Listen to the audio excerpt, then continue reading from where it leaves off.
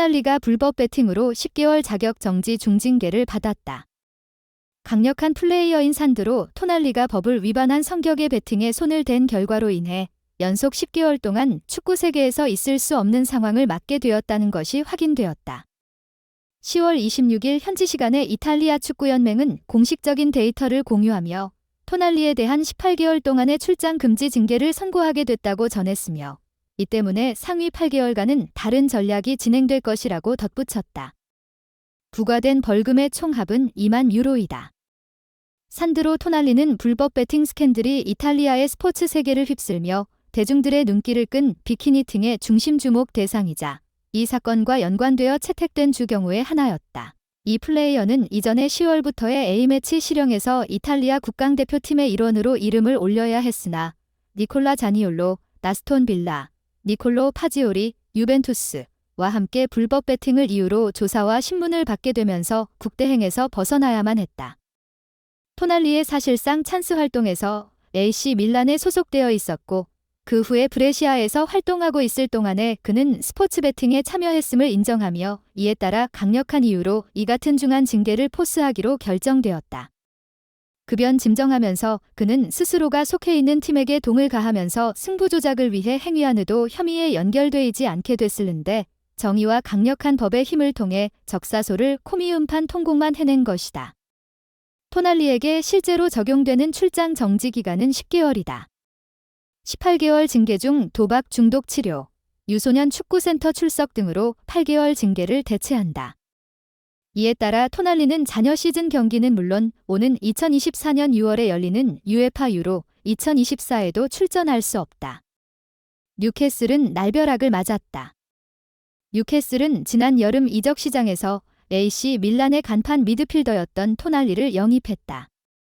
이제 주전으로 자리를 잡아가던 토날리가 이탈리아에서 뛰던 시절에 했던 불법 배팅으로 징계를 받으면서 뉴캐슬만 손해를 보게 된 셈이다.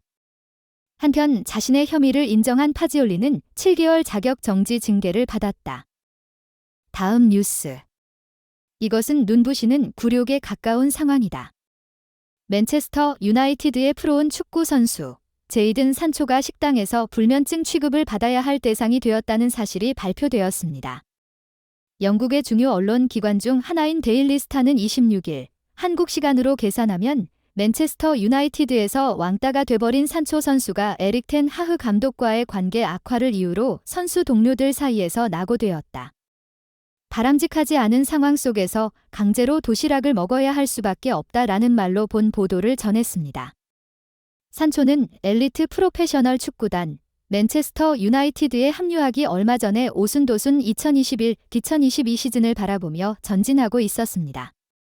이적료가 엄청난 7,300만 파운드를 향한 자금 배분을 받으면서 그는 관중들의 기대에 부응하려 했습니다.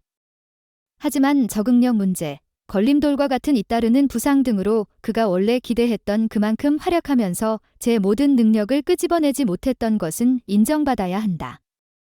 그는 텐 하흐 감독이 주도하는 새 운명증 론대에서 긍정적인 변화를 담대하게 추구했습니다. 근데 예상치 못하게 전개되어 그 계획은 바라던 대로 되지 않았습니다. 비극은 꽤나 갑작스럽게 지난 9월 방해하는 불화설이 터져나와 할 리 없는 상태거리를 만들었다.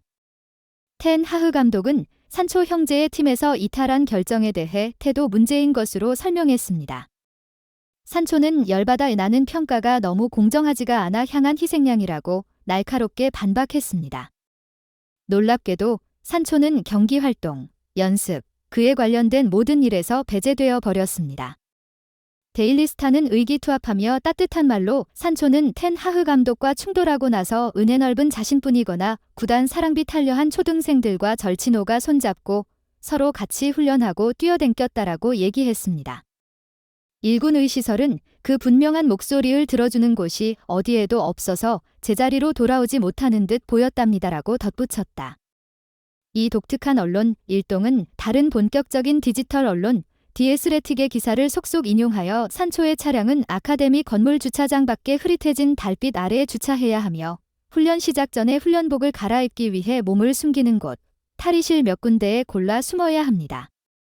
후배 감시의 행위가 따라다닐 개별적 상황들과 난잡하게 섞이지 않기 위한 정기적인 보호 지침이 있기 때문입니다.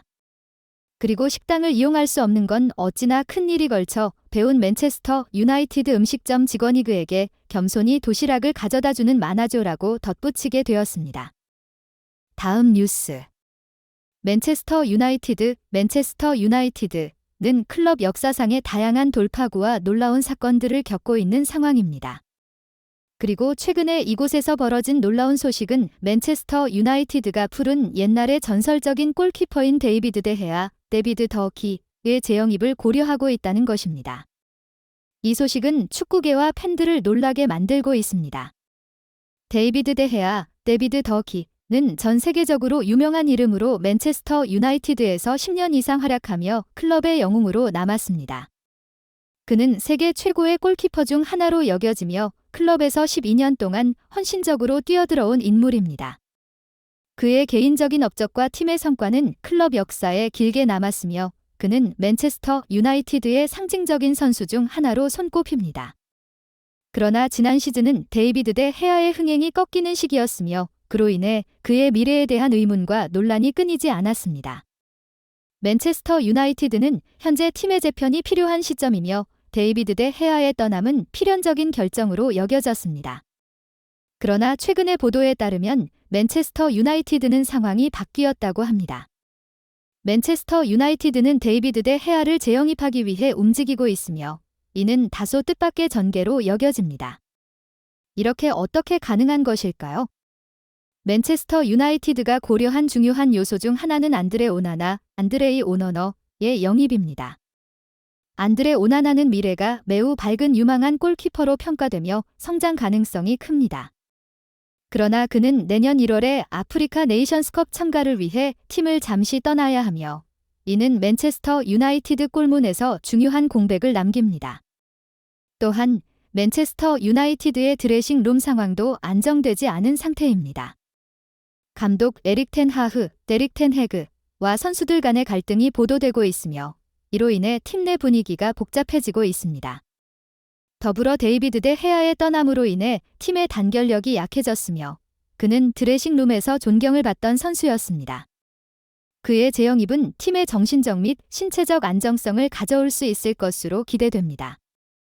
데이비드 데 헤아의 재영입에 관한 소식은 축구계와 팬들을 놀라게 하고 있으며 맨체스터 유나이티드의 현재 상황을 고려할 때 어떠한 결과를 가져올지 주목할 가치가 있습니다. 이 시즌에는 데이비드 데 헤아와 같은 전설적인 골키퍼가 복귀하는 것은 확실히 흥미로운 일이며 그가 팀에 어떠한 영향을 미칠지 기대됩니다. 그동안의 기대와 관심 속에서 이러한 결정이 내려질 것이기를 기대해 봅니다.